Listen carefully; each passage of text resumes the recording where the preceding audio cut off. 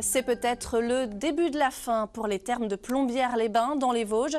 La liquidation du groupe Avec, qui gère la partie hôtellerie-restauration, a été prononcée aujourd'hui par le tribunal de commerce de Bobigny. Et si l'annonce était attendue, les curistes et les salariés sont inquiets. Sophie Valzecchi et Hélène Leplat. Les thermes de Plombières-les-Bains rouvriront-ils l'année prochaine? La question est dans toutes les têtes.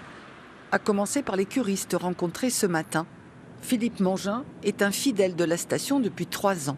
On n'est pas très serein parce que la fermeture des thermes de Plombières est envisageable, plus que jamais.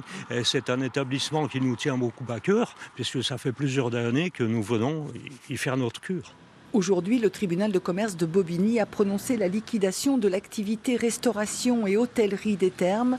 La société emploie 12 personnes. Pas de quoi rassurer la quinzaine de salariés de l'établissement thermal qui pourraient connaître le même sort. Leur entreprise est en redressement judiciaire et ils ont le même patron. On est en colère par rapport à ce gâchis. Et puis en plus, c'était une fin annoncée. C'est pas d'aujourd'hui qu'on sait que ça ne va pas. On le sait. Quand il n'y a pas d'argent de mise dans une société, elle s'écroule. C'est logique. Laurence, sa collègue, ne décolère pas non plus. Moi, je travaille au service réservation accueil, des gens qui veulent venir, qu'on ne peut pas les prendre puisque nous sommes limités à 100 curistes jour à cause des travaux qui ont été mal réalisés.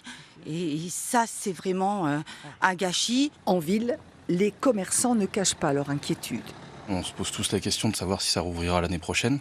On n'a vraiment aucune info, on est un peu dépité, on va dire. Le tribunal de commerce de Bobigny doit réexaminer la situation financière des thermes dans quelques mois.